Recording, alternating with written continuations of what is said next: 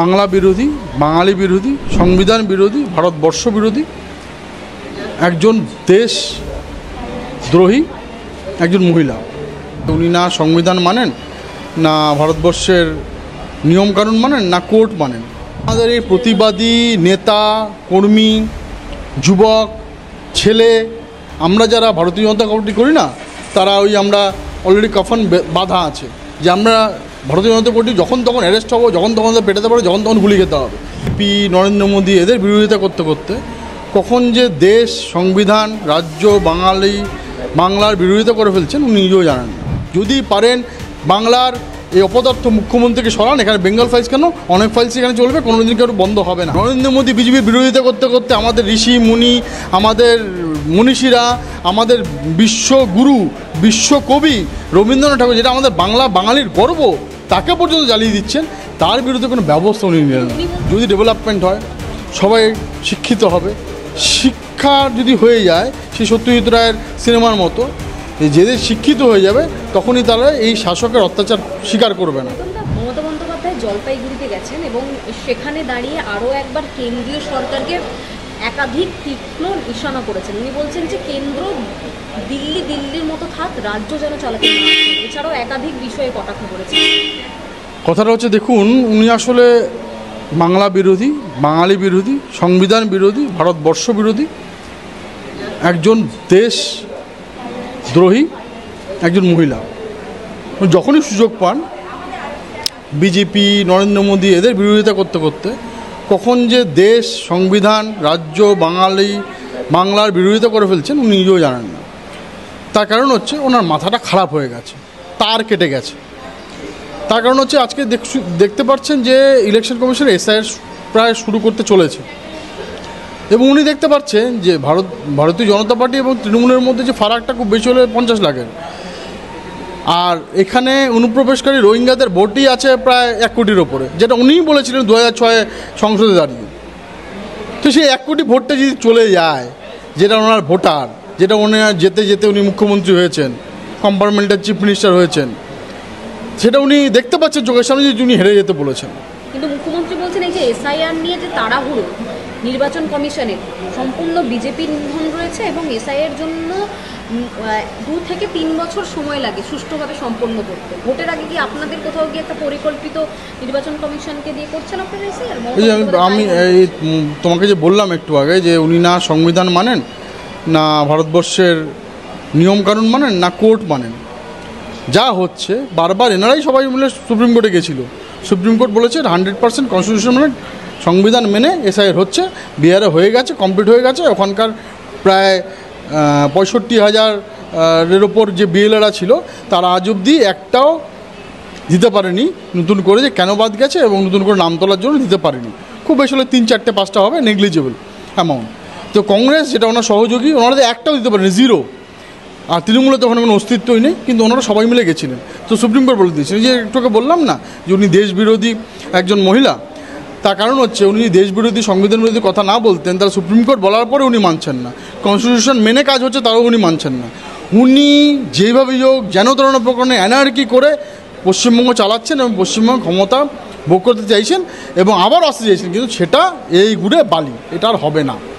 রবীন্দ্র ঠাকুরের ছবিকে পোড়ানো নিয়ে একটা বিতর্ক তৈরি হয়েছিল। আপনাকেও বারবার দেখেছি শুভেন্দু অধিকারীর সাথে বিক্ষোভের মিছিলে নামতে, কিন্তু যেই ব্যক্তি রবীন্দ্র ঠাকুরের ছবি পুড়িয়েছিল তাকে তো এখনো গ্রেপ্তার করা হয়নি।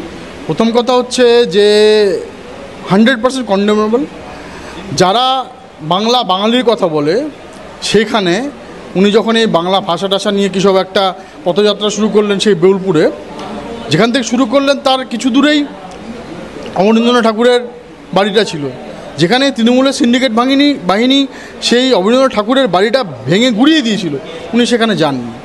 উনি যেই ছেলেটি, আজকে আমি বললাম, নরেন্দ্র মোদী বিজেপির বিরোধিতা করতে করতে আমাদের ঋষি মুনি, আমাদের মনীষীরা, আমাদের বিশ্বগুরু, বিশ্বকবি রবীন্দ্রনাথ ঠাকুর, যেটা আমাদের বাঙালির গর্ব, তাকে পর্যন্ত জ্বালিয়ে দিচ্ছেন। তার বিরুদ্ধে কোনো ব্যবস্থা উনি নিলেন না। উনি বলছেন যে বাংলাকে ভালোবাসি বলে কেন্দ্র এত বঞ্চনা করছে, এত অপমান করছে, মাথা নিচু হয়ে যাচ্ছে। আচ্ছা, কোথায় অপমান করলো? আজকে প্রায় নরেন্দ্র মোদীর এই 2021-এর পর থেকেই আমি না হয় বলি, করার পর এখন অবধি প্রায় 1,00,000 কোটি টাকার ওপর শুধু পশ্চিমবঙ্গ ডেভেলপমেন্টের জন্য দিয়েছেন। আপনি যদি এখান থেকে বেরিয়ে এই চিংড়িহাটায় যান, শুধু 300 মিটার মেট্রোটা সংযোগ করতে পারছে না, একমাত্র ওনাদের গাফিলতির জন্য। স্টেট গভর্নমেন্ট, যেটা মমতা ব্যানার্জি, তার গাফিলতির জন্য। কতগুলো রেলের প্রকল্প আটকে রয়েছেন, বিএসএফের প্রকল্প আটকে রয়েছেন, এইমস, আবার একটা যে নর্থ বেঙ্গল হয় আমরা বারবার বলছি, তার জন্য জমি দিচ্ছেন না। এয়ারপোর্ট আটকে রয়েছে, তো আপনার হাসিমারা থেকে শুরু করে অনেক জায়গায় এইখানেও 2টো বের আপনার করার জন্য প্রপোজাল দেওয়া হয়েছিল, সেটা উনি পর্যন্ত দিচ্ছে না, জমি দিচ্ছে না। তো বারবার যদি উনি না করেন, বারবার যদি বাংলা ডেভেলপমেন্টের উনি ব্যবস্থা না করেন এবং বাংলা ডেভেলপমেন্টের উনি বিরোধিতা করেন, তার কারণ হচ্ছে উনি সবটাকে ভোটার হিসেবে দেখতে চান। যদি ডেভেলপমেন্ট হয়, সবাই শিক্ষিত হবে, শিক্ষা যদি হয়ে যায় সেই সত্যজিৎ রায়ের সিনেমার মতো, যেদের শিক্ষিত হয়ে যাবে তখনই তারা এই শাসকের অত্যাচার স্বীকার করবে না। বেঙ্গল ফাইলস রাজ্যে চালানো হলো না, টেলিকাস্ট করা হলো না সিনেমাগুলিতে। বিজেপির তরফ থেকে তো আপনারা যারা দেশকে ভালোবাসেন, মানে হিন্দুদের অস্তিত্ব রক্ষার জন্য এত লড়াই করে এসেছেন, আপনাদের তরফ থেকে কোনো উদ্যোগ কেন নেওয়া হলো না? না দেখুন, আজকে উদ্যোগটা কি বলবো, আজকে দেখুন আমরা উদ্যোগ নেব, যেটা ডাইরেক্টর বা প্রডিউসার ওনারা যেভাবে বলবেন সেভাবে আমরা করবো। ওনারা এখন আমাদের সেভাবে বলেননি। না, আমি যদি এখন ব্যক্তিগত দেখতে যাই, তার মানে সেটা পাইরেটেড ভার্সন দেখতে হবে। তো আমরা যে ভারতবর্ষের নাগরিক হিসাবে এবং যারা সিনেমা করে না, তারা অনেক খেটে খুঁটে অনেক রিসার্চ করে করতে হয়, অনেক পয়সা করি খরচা করে করতে হয়। আমরা যদি পাইরেটেড ভার্সন দেখি, তোমাদের মাধ্যমে আমি সবাইকে বলতে চাই যে কেউ ফেসবুকে আপলোড করবেন না, কেউ পাইরেটেড ভার্সন দেখবেন না। যদি পারেন বাংলার এই অপদার্থ মুখ্যমন্ত্রীকে সরান, এখানে বেঙ্গল ফাইলস কেন, অনেক ফাইলস এখানে চলবে, কোনো দিন কেউ বন্ধ হবে না। এবং আশেপাশে রাজ্যকে দেখুন এবং ওয়েট করুন ওটিটি প্ল্যাটফর্মে আসার জন্য, যেটা লাইসেন্স হিসাবে আসবে। এবং যারা ডাইরেক্টর, যারা প্রডিউসার, যারা ওখানকার আর্টিস্ট, যারা ওখানকার অভিনেতা অভিনেত্রী এবং সত্যি যারা গল্প, সেই গোপাল মুখার্জি থেকে শুরু করে সেখানকার যারা যারা লড়েছিলেন, তাদেরকে সত্যিকারের যদি আমরা স্যালুট জানাতে যাই, তাহলে সত্যিকারের যে প্ল্যাটফর্মগুলো আছে লাইসেন্স প্ল্যাটফর্ম, সেখানেই দেখাই উচিত এবং সেখানেই দেখব। এবং প্রডিউসার ডাইরেক্টররা যখনই আমাদের সাথে যোগাযোগ করবেন, যে যদি বলেন যে একটা স্পেশাল ট্রেনিং করার, তো সেটার ব্যবস্থা বা সেটার চেষ্টা আমরা নিশ্চয়ই করব। কসবা ল কলেজে ঘটনা দেখেছিলাম, আপনাকে দেখেছিলাম, আপনার বাড়ির পাশে, আপনি দিনরাত প্রতিবাদ করেছেন, আন্দোলন করেছেন, কিন্তু সেই একই ছায়া আবারও দেখলাম। এবং তৃণমূলের এই যে টিএমসিপি নেতা, তাদের নাম বারবার কেন জড়িয়ে যাচ্ছে এই ধর্ষণমূলক ঘটনা? তার কারণ হচ্ছে, তুমি বলো না, শুধু ধর্ষণ থেকে শুরু করে তোমার খুন রাহাজানি থেকে শুরু করে তোমার চুরি থেকে শুরু করে ডাকাতি থেকে শুরু করে সব জায়গায় দেখবে তৃণমূল। তার কারণ হচ্ছে এরা আজকে ক্রিমিনালাইজেশন অফ পলিটিক্স করে দিয়েছে এই তৃণমূল বাংলায়। সেই জন্য প্রত্যেকটা জায়গায় তৃণমূলের সাথে সরাসরি যোগাযোগ। এবং মুখ্যমন্ত্রী তো নিজে বলেছেন যে উনি গুন্ডা পুষেন, এবং উনি দল হিসেবে আপনাদের যে আন্দোলন, এত বিক্ষোভ, কোথাও কি সেই বিক্ষোভ প্রতিবাদে খামতি রয়েছে?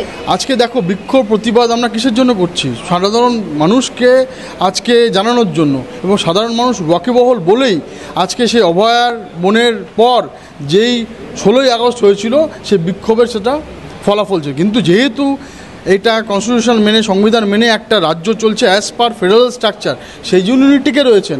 এটা যদি ওই আশেপাশের সে বাংলাদেশ থেকে শুরু করে, নেপাল থেকে শুরু করে অন্যান্য জায়গা হতো, এবং সেখানে যদি ভারতবর্ষের এত শক্তিশালী প্রধানমন্ত্রী না হতো, তাহলে কিন্তু বাংলার পরিণতি অন্য জায়গার মতো হতো। প্রধানমন্ত্রী অপমান হয়েছে, কংগ্রেস করেছে, তার জন্য প্রতিবাদ করতে গিয়ে আপনাদের একজন সহকর্মী, তিনি এখনো পর্যন্ত জেলের মধ্যে রয়েছেন, তার ছেলেও রয়েছে জেলের মধ্যে। কোথাও গিয়ে কি 26রাকে একটু দুর্বল হয়ে যাচ্ছে বিজেপি, যে প্রতিবাদ করাতে এরকম জেল, এখন থেকে জেলের মধ্যে ঢুকিয়ে দেওয়া হচ্ছে? আমাদের এই প্রতিবাদী নেতা, কর্মী, যুবক, ছেলে, আমরা যারা ভারতীয় জনতা পার্টি করি না, তারা আমরা অলরেডি কাফন বাঁধা আছে যে আমরা ভারতীয় জনতা পার্টি যখন তখন অ্যারেস্ট হবো, যখন তখন পেটাতে পারবো, যখন তখন গুলি খেতে হবে। সেটা মেনেই আমরা এটা আবার সেকেন্ড স্বাধীনতার আন্দোলন বাংলায় লড়ছে। বাংলায় নতুন নবজাগরণের জন্য ভারতীয় জনতা পার্টি সর্বাগ্রে লড়ছে। সর্বাগ্রে লড়ার জন্য প্রত্যেকটা কার্যকর্তা একদম বলিদান দেওয়ার জন্যই আজকে আছে। এবং law will take its own course. এবং কিন্তু এখানকার যে পুলিশগুলোর জাস্ট উল্টো দিকেই 50 মিটার দূরেই থানা ছিল, তারা তো এসে ওনাকে থামাতে পারতেন, কেন আসলেন না? আসলে মুশকিলটা আছে কী বলুন তো, মুশকিলটা হচ্ছে এরা যেভাবেই হোক ভারতীয় জনতা পার্টির কোনো একটা কার্যকর্তা দেখলেই তাদেরকে এভাবে করে আটকাতে হবে, তাদেরকে জেল হাজত করতে হবে, তাদেরকে মিথ্যা কাছে ফাঁসাতে হবে, সেটাই করে যাচ্ছে। কিন্তু আমরাও সেটা লড়ছি, আমরা কোর্টে লড়ছি, এবং আমরাও সে প্রতিবাদ আন্দোলন প্রত্যেকটা কার্যকর্তার সাথে আছে এবং সাথে আছি আমরা সবাই। আরো ভালো ভালো খবর দেখতে সাবস্ক্রাইব করুন বাংলা হান্টের ইউটিউব চ্যানেল। বাংলা হান্টের আরো খবর দেখতে নজর রাখুন।